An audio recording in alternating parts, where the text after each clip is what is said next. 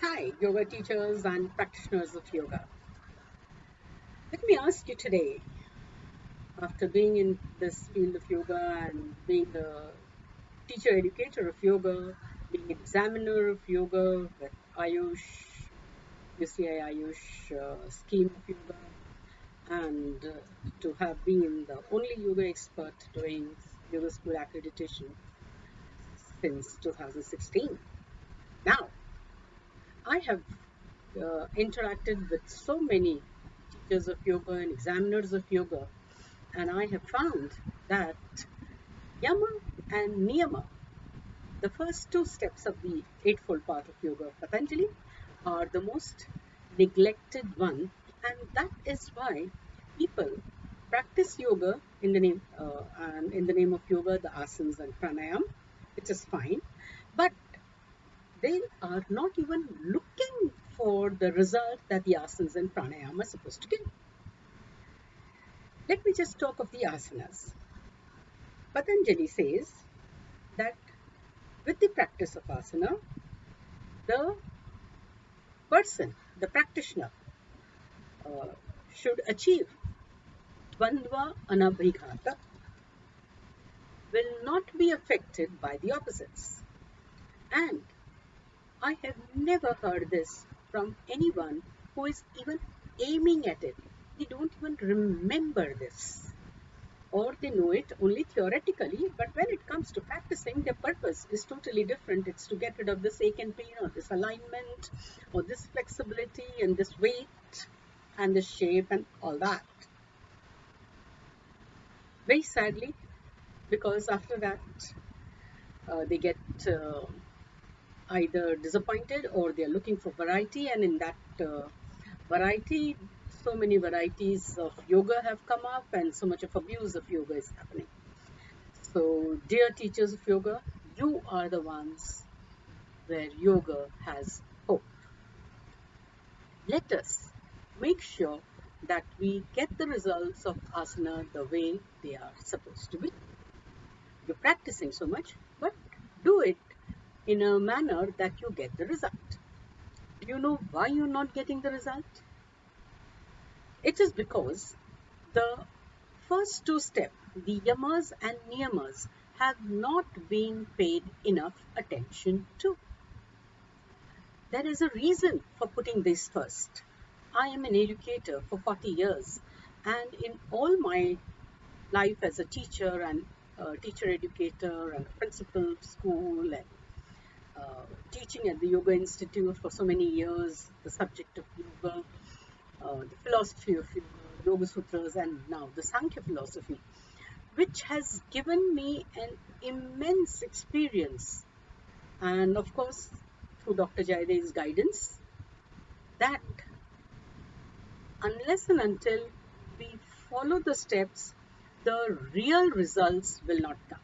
Definitely, health, etc., will be fine and all that, but the real results will not happen. I have often in my teacher training workshops spoken of the three domains of living and learning: cognitive, psychomotor, and affective.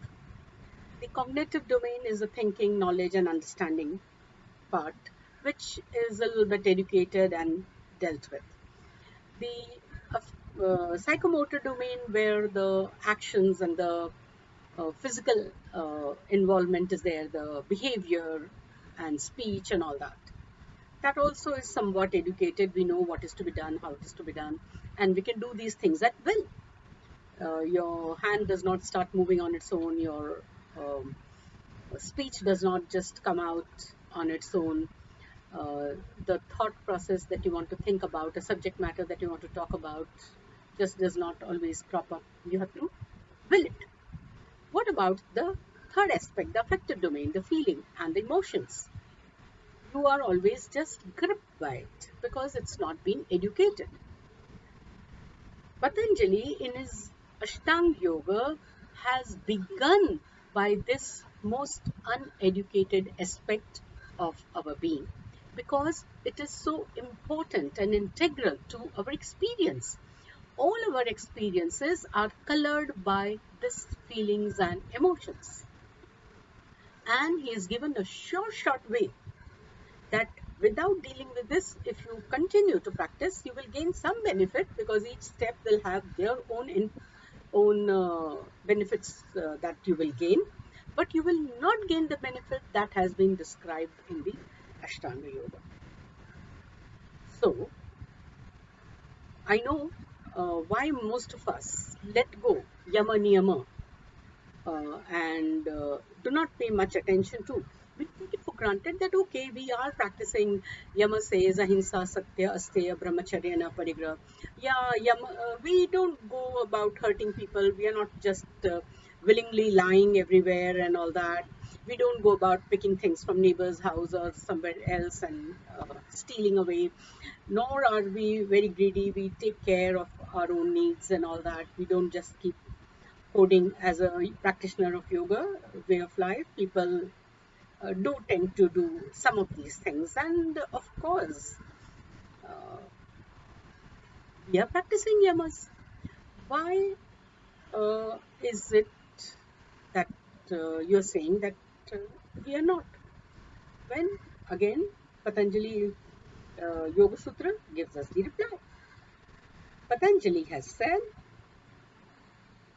there are 81 different ways in which you can do that which is opposite of what is to be practiced. Means hinsa you can do in 81 ways, asatya 81 ways, and so on and so forth. Have you even worked at recognizing these 81 different ways? You haven't. You felt there's no need. Then let me tell you, you have missed the point. When you will try to look at these 81 different ways, you will find that these are making you so subtly aware of what is hurting, what is hurt, what is untruthful, and all these others, that you will be surprised, and you will see how much of it you indulge in. Why I am telling you all this? Because I have a way for you out.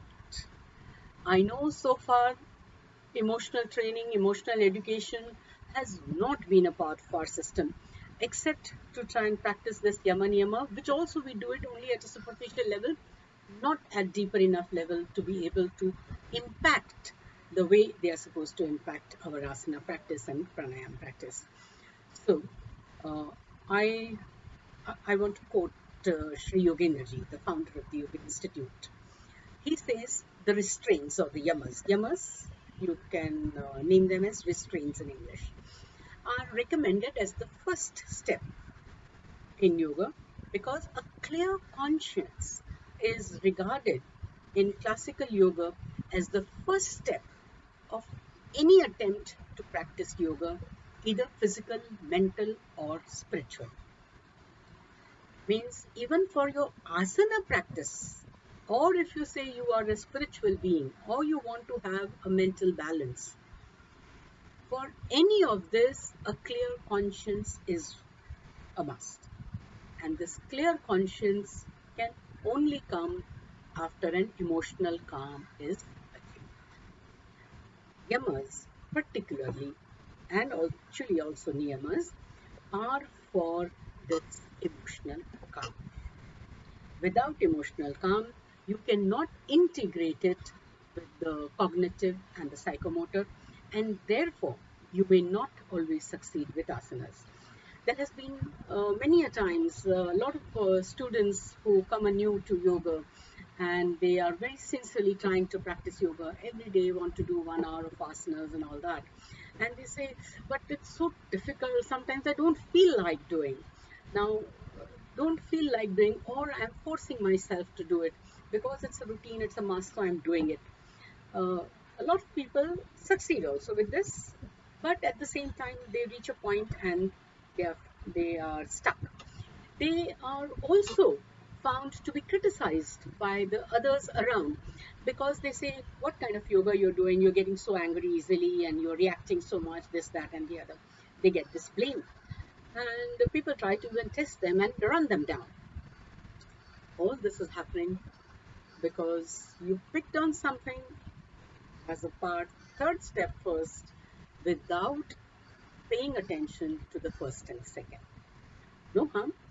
Continue to do your asana practice, but you will see the goodness of the asana practice much better once you also learn how to emotionally calm yourself.